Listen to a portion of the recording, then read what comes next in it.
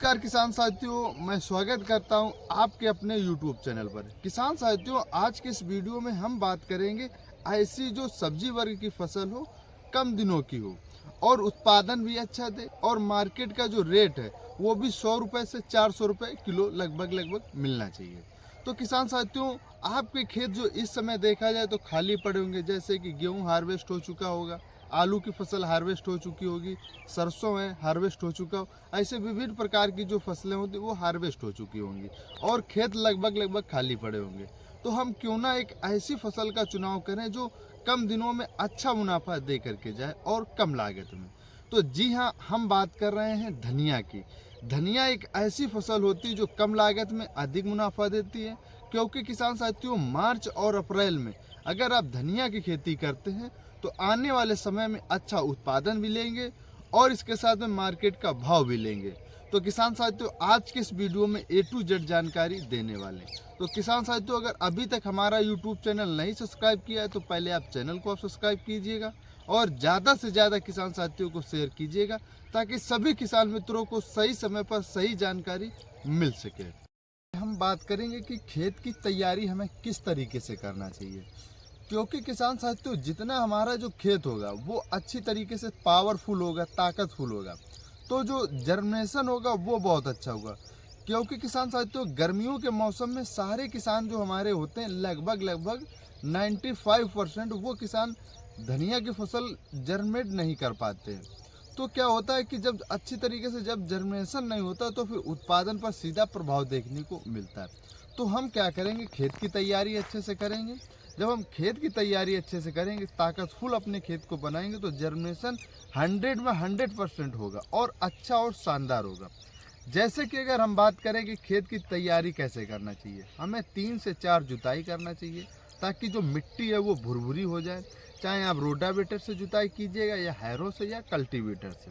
फिर इसके बाद में हम किसान साथियों क्या करेंगे, जो गोबर की खाद होती है काली वाली सड़ी वाली, उससे हम लगभग 1 ट्रॉली 1 एकड़ में नहीं डालेंगे, लगभग 3 से 4 ट्रॉली हम एकड़ में डालेंगे। और इसके बाद में कच्चा वाला गोबर हमें नहीं प्रयोग करना है, क्योंकि अगर हम उससे हम प्रयोग करते हैं अपने खेत में तो आने वाला जो समय होता है उसमें बहुत सारे प्रभाव देखने को मिलते हैं। तो हम क्या करेंगे, जो सड़ा गला गोबर खाद होता है वो डालेंगे। अगर किसान साथियों आपके पास गोबर नहीं है तो आप बर्मी कंपोस्ट का भी आप प्रयोग कर सकते हैं। तकरीबन 1 कुंटल प्रति एकड़ के हिसाब से आप बर्मी कंपोस्ट का प्रयोग कर सकते हैं। फिर इसके बाद में हम किसान साथियों क्या करेंगे, DAP लेंगे तकरीबन 35 kg और MOP लेंगे तकरीबन हम 35 kg और इसके साथ में SSP लेंगे तकरीबन हम लेंगे 25 kg और इसके साथ में हम किसान साथियों यूरिया भी लेंगे तकरीबन 15 kg। क्योंकि किसान साथियों जो हमारा पौधा होगा शुरू से लास्ट तक अच्छा खासा ग्रो करता चला है, ताकतफुल ग्रो करता चला है, शुरू से उसे पावरफुल एनर्जी मिले। क्योंकि हम अच्छे समय पर, क्योंकि गर्मियों के मौसम में जो धनिया का रेट होता है वो बहुत अच्छा होता है और गर्मियों के मौसम में हमें धनिया का जो कलर होता है वो भी हमें बहुत अच्छा मेंटेन करना पड़ेगा। तो लस ग्रीन हमारी फसल होना चाहिए। इन सबको अच्छी तरीके से अपने फसल में यानी खेत में मिला लेना, जुताई कर लेना, ताकि हमारे जो खेत का जो अवशेष है वो भी हमारे खेत में ना रहें, वो सारे मिक्स हो जाए। चाहे वो सरसों का खेत हो, चाहे वो आलू का खेत हो या फिर वो गेहूं की फसल हो, इन सब के जो अवशेष अगर हो वो भी हमारे खेत में नष्ट हो जाए। तो इस तरीके से अपने खेत में हम कल्टीवेटर या फिर रोटावेटर या हैरो से मिक्स कर लेंगे। इसके बाद में अगर किसान साथियों आपके खेत में अगर कहीं दीमक की प्रॉब्लम देखने को मिलती है तो आप रेजेंट का प्रयोग कर सकते हैं या फिर कारटाप का प्रयोग कर सकते हैं, या फिर आप क्या कीजिएगा, और इसके साथ में आपके खेत में अगर वाइट ग्रब की भी प्रॉब्लम होगी वो भी समाप्त हो जाएगी। तो किसान साथियों इनको सबको अच्छी तरीके से मिला करके खेत में नमी अच्छी होना चाहिए। फिर हम बात करते हैं कि हमें किस तरीके से हमें बुआई करना चाहिए। साथियों अब बात करते हैं कि हमें बीज की मात्रा किस तरीके से लेना चाहिए, क्योंकि गर्मियों के मौसम में लगभग जो होता है जर्मिनेशन वो बहुत कम होता है। बहुत कम क्यों होता है, क्योंकि बहुत सारे किसान साथियों जो होते हैं हमारे वो मेंटेन नहीं कर पाते हैं। जैसे कि प्रति एकड़ में आपको क्या करना है, 12 kg लेना है, 10 से 12 kg। और जैसे जैसे आप अप्रैल के महीने के आसपास होते चले जाएंगे तो लगभग आपको रेशियो बढ़ाते चले जाना। जैसे 15 kg कर देना है, फिर 16 kg, 17 kg, लगभग 20 से 25 kg तक आप ले जा सकते हैं। लेकिन किसान साथियों, अगर आपका अच्छा खासा अगर सीड ट्रीटमेंट है तो बहुत अच्छी बात है। अगर सीड ट्रीटमेंट नहीं है तो आप उसको बीज को उपचारित जरूर कीजिएगा, जैसे कार्बेंडाजिम, मैनकोजिब से कर सकते हैं, M45 से कर सकते हैं, और विभिन्न प्रकार के जो फंगिसाइड आते हैं, किसी से भी आप बीज को उपचारित जरूर कीजिएगा। अगर आपका बीज अगर फूटा हुआ यानी टुकड़ों में है तो बहुत अच्छी बात है। अगर टुकड़ों में नहीं है तो आप उसे टुकड़ों में ज़रूर कर लें। अलग अलग कंपनियां अलग अलग तरीके से मार्केट में बेचती हैं। जैसे कि किसान साथियों, अगर हम बात करते हैं कि बुआई हमें किस तरीके से करना है, तो आपको सबसे पहले क्या करना है, जो अपना बीज है उसे एक बोरे में ले लेना। जो टाट वाला बोरा आता है उसमें आपको क्या करना, भिगो के रख देना है। रखने के बाद लगभग 24 घंटे के बाद आपको क्या करना, उसे बाहर लाना। बाहर लाने के बाद में उसे आप छाया में, जो छाया होती है उसमें आपको हल्का हल्का सुखा देना है, ताकि जब हम उसको छिड़क विधि से ना हम अगर करें तो क्या करें कि वो सारे खेत में फैल जाए। अगर हम उसे मशीन से बुआई करें तो एक एक सीड जो है वो अच्छी तरीके से खेत में मिल जाए। इस तरीके से हमें बुआई करना है। लेकिन किसान साथियों, एक चीज़ का और हमें विशेष तौर पर ध्यान देना है। जैसे कि हम जब बुआई करें तो उसकी गहराई लगभग 5 mm हो, 5 सेंटीमीटर गहरी हो। इससे ज़्यादा गहरा बीज हमारा ना होना चाहिए। और इसके साथ में जब हम मशीन से करें तो अपना सिस्टम तरीके से बुआई करें, और अगर हम छिड़क विधि से करें तो वो भी हम अच्छी तरीके से करें, ताकि जो बीज की संख्या है वो पर्याप्त होना चाहिए और अच्छा उत्पादन होगा, जिससे हमारी फसल होगी वो अच्छी लसग्रीन होगी। अब किसान साथियों, वहीं हम सिंचाई की बात करते हैं कि हमें सिंचाई किस तरीके से करनी है। तो अगर आप क्या करते हैं, अगर आप समतल में सिंचाई करते हैं, आप समतल विधि से अगर बुआई किए हुए तो हल्की मात्रा में सिंचाई करें। अगर आप ड्रिप से सिंचाई करते हैं तो आपको क्या करना कि शाम के टाइम हल्की सिंचाई करना।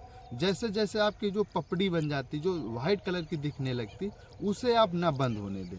उसमें पर्याप्त मात्रा में नमी रखें ताकि वो सूखे ना। जैसे कि अगर वो पपड़ी बन जाती, जो हमारा सीड जो जर्मिनेट होकर के आएगा तो उस लेयर को हमारा पौधा नहीं खोल पाएगा। अगर उसमें पर्याप्त मात्रा में नमी बनी रहेगी तो और अच्छी तरीके से ऊपर ग्रो होकर के आ जाएगा। तो इसी विधि से हम इसे जर्मिनेट कर सकते हैं। अगर किसान साथियों हम सीड की बात करते हैं कि हमें कौन सी कंपनी का सीड लेना चाहिए, तो इंडो अमेरिकन का आप ले सकते हैं, रामधारी का ले सकते हैं, VNR का ले सकते हैं, ईस्ट वेस्ट का ले सकते हैं, पाउजा का ले सकते हैं। और किसान साथियों, इस पे आप ध्यान में रख सकते हैं कि जो आपके लोकल मंडी में, आपके एरिया में जो अच्छा बीज है, जो अच्छा रिजल्ट देता है, जो आपके नियर बाई मंडी में जो अच्छा डिमांड है मार्केट में, उस बीज को भी आप चुनाव कर सकते हैं, उस वैरायटी का भी आप चुनाव कर सकते हैं। किसान साथियों, आप अपना भी अनुभव साझा कर सकते हैं।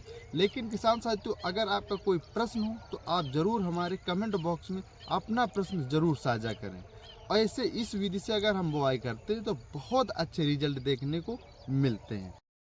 तो किसान साथियों, जब हमारी धनिया की फसल लगभग 3 से 4 दिन या 5 दिन की लगभग हो जाएगी तो हम क्या करेंगे, क्योंकि क्या होता है किसान साथियों, पौधे बहुत सारे होते हैं तो सूख जाते हैं, तो हमें उससे भी मेंटेन करना। तो आपको क्या करना, एक फंगीसाइड ले लेना, किसी भी कंपनी का हल्का डोज हमें देना है, फंगीसाइड का स्प्रे कर देना।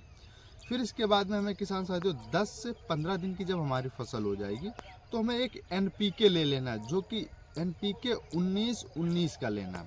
क्या होगा कि हम ऊपर से NPK का स्प्रे कर देंगे और नीचे से हमने बेसल डोज दिया हुआ, तो जब हम ऊपर से भी देंगे नीचे से भी देंगे तो हमारी जो फसल होगी बहुत अच्छा लस ग्रीन हो जाएगी।